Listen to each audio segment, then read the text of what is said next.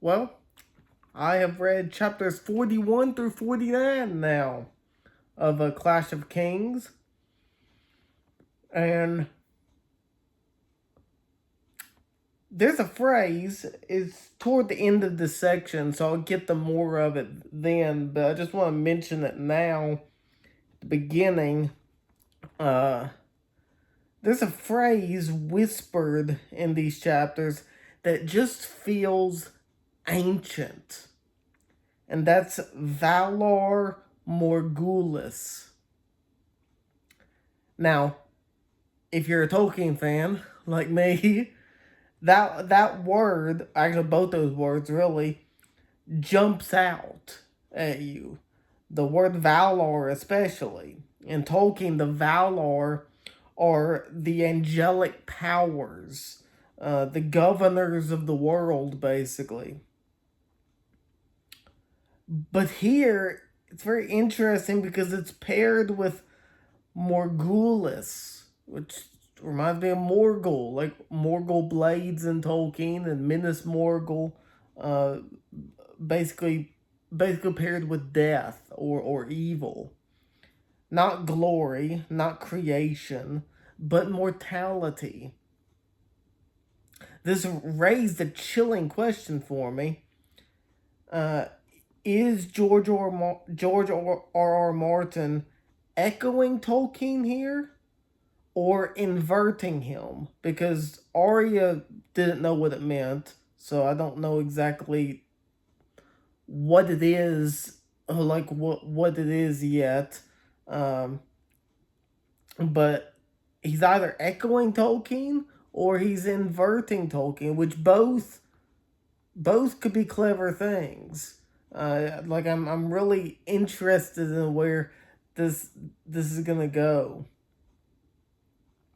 But in these chapters, everything is collapsing into one truth, and that's everyone dies, all kingdoms fall, and even power itself may be nothing more than a shadow. If we start at King's Landing, uh, we have one of the like a just a terrifying scene. It's not because of dragons or magic, but it's terrifying because of people.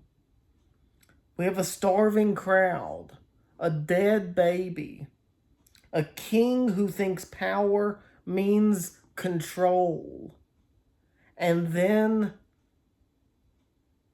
essentially a new coronation, a new crowning. The people shout, King bread, bread, bread, bread.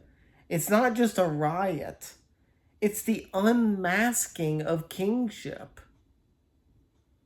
Tolkien gives us Aragorn, the return of the king, a king whose presence heals. In one of the signs of Aragorn's arrival king, the hands of the king are the hands of a healer. A king whose presence heals. That's Aragorn. But here we get Joffrey. And we have the presence of the king. The presence of the king causes decay. This is very close to something C.S. Lewis warns about in The Abolition of Man. Lewis said, when power is divorced from virtue, it becomes tyranny. And Tyrion sees it instantly. Not which, by the way, Tyrion, just one of my favorite characters. Tyrion's a good character. Arya's a good character. Sans is getting better. I'm liking Sans a lot more. Sans is more of a sympathetic character. I feel sorry for her. But Tyrion and Arya, they're good, strong characters. Um, uh, Daenerys, she's a great character. Um, But anyway, where was it? Yeah, Tyrion sees it instantly, not as a moral failure, but as a structural inevitability. The people don't care about claims. Not Joffrey, not Stannis, not Robb. They crown a new king. King Bread. That's brutal and it's real because hunger destroys every ideology. When people are hungry, they don't care about the ideologies of the rulers. Now, contrast that chaos with Stannis. Stannis isn't madness, he's something a lot more dangerous. He's cold justice. He says a good act does not wash out the bad, which sounds very noble, almost biblical. But the problem is, there's no mercy in it the way Stannis sees it. Charles Williams often wrote about substituted judgment, that true justice requires someone to bear the burden of another.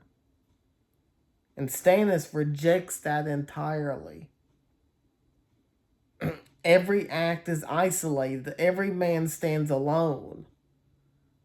Which sounds fair, but what kind of world does that create? It creates a world with no grace, no redemption, no healing. And that leads us to another horrifying moment in the chapters. And that's Melisandre's shadow child. It's not just dark magic. It's anti-creation. Like, I very much thought of Ungoliant from the Silmarillion. In Tolkien, creation is always tied to music, harmony, and light. In the Silmarillion, the world is literally sung into being. But here, life is birthed through darkness, blood, and shadow. And what's born? It's not really a child, it's more of a weapon. And Davos sees it instantly. He says he knew that shadow. The shadow's not separate from Stannis, it is Stannis. His will, his ambition, his claim to justice made flesh. That's straight out of Tolkien's moral universe, that evil cannot create.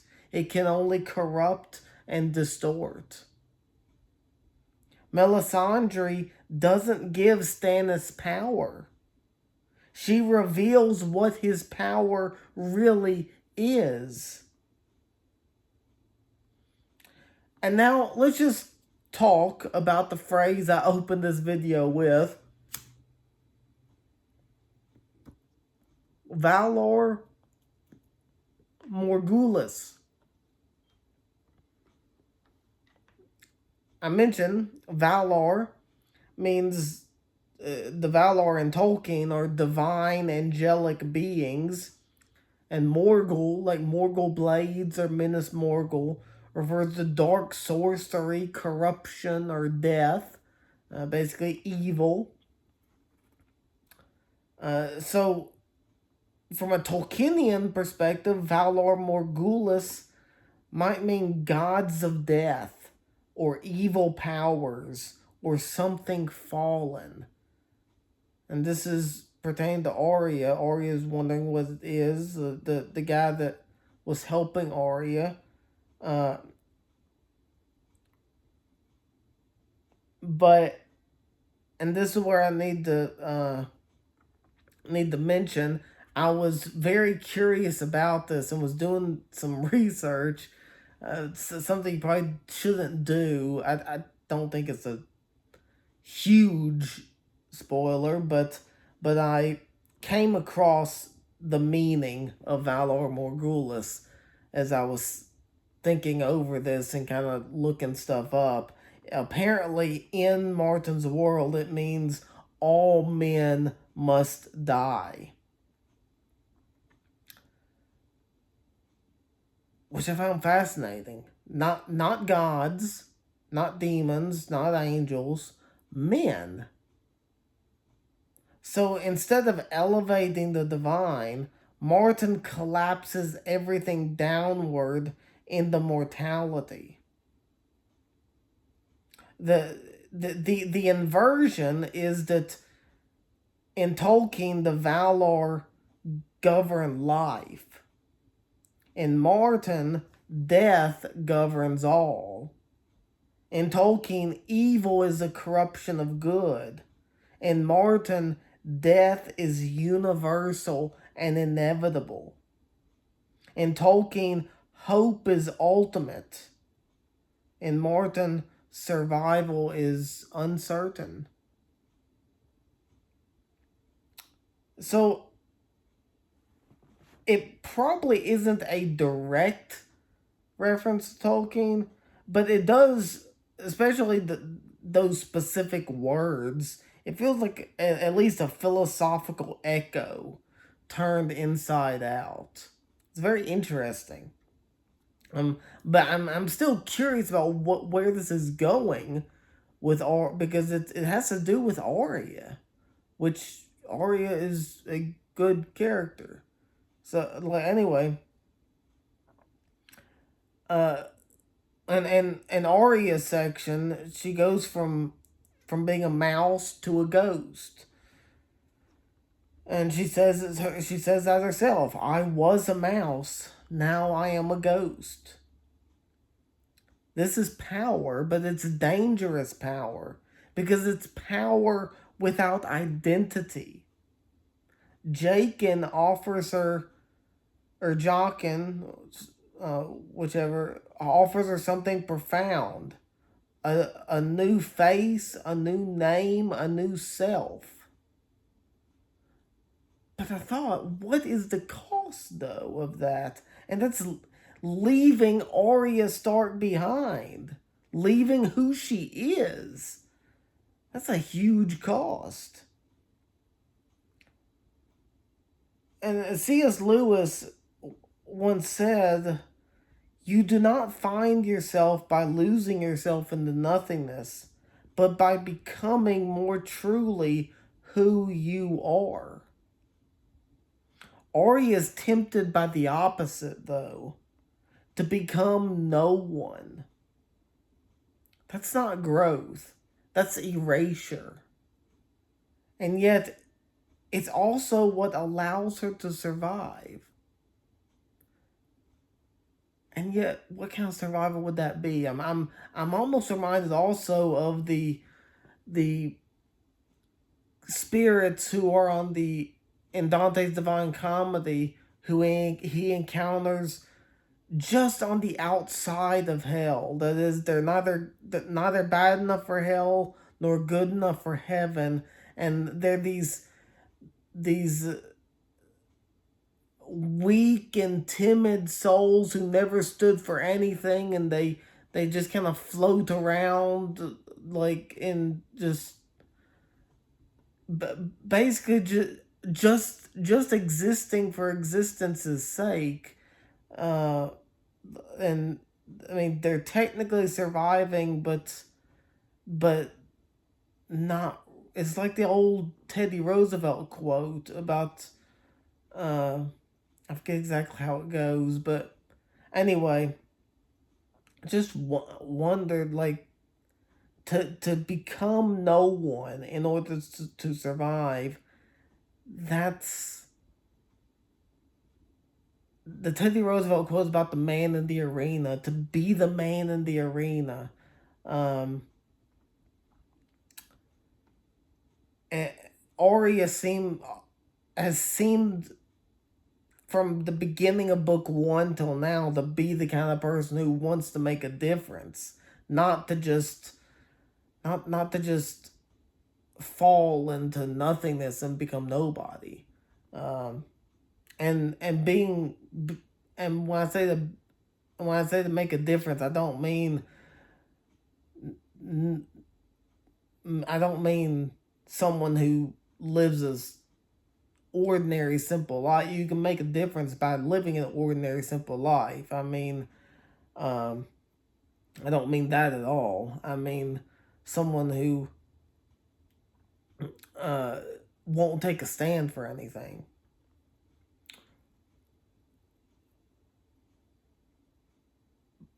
And then we come to Dany, and we get one of the most Tolkien like, but also most un-Tolkien like sequences. And that's Dany in the House of the Undying. It feels a bit like Lothlorien, a bit like the Mirror of Galadriel and Prophetic Vision, but it's darker and it's fragmented. The key lines, the 3 heads has the dragon, 3 fires must you light, 3 treasons. This is prophecy, not guidance. In Tolkien, visions clarify, but in Martin, they confuse. They're riddles without answers. And then we get that haunting image, the blue, rotting heart, still beating. This is one of the most powerful symbols in the series. It's immortality without life, existence without meaning. This is what the Undying offer. Not eternity, but decay that never ends. Always decaying. It feels very similar to the Valar Morghulis thing with Arya. And then we have Theon over at Winterfell. He takes Winterfell. And Martin quietly tells us 3 words. It means nothing. Tyrion reflects the castle may be theirs, but never the gods would. And that's huge. Because Tolkien's world is rooted in place and belonging. You don't just take a kingdom by force, you have to belong to it. Theon doesn't. And deep down, he knows it, I think. So, what ties all this together? There's the starving crowd, the shadow child, Arya's transformation, Dany's visions, Theon's hollow victory. I think it's this, that power is everywhere. Meaning is nowhere guaranteed. And this is where Martin diverges most sharply from Tolkien and Lewis. Because in Tolkien, evil is temporary and good is ultimate. In Lewis, grace redeems and love transforms. But in Martin, those things are not assured. At least I don't think so. They have to be chosen. They have to be fought for, clung to. Of course, they have to be fought for and clung to in Tolkien and Lewis as well. But they're not assured. It's not assured that evil's not going to win.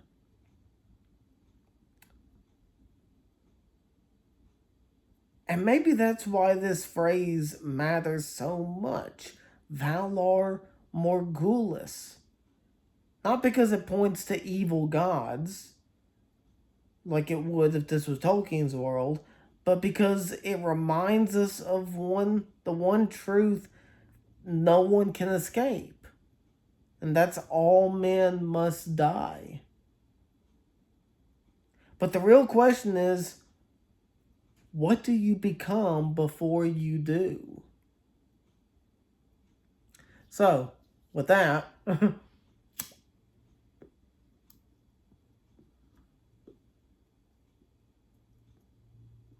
that cheery note, I'll see y'all next time. All men must die, but of course, the real question is, what do you become before you do?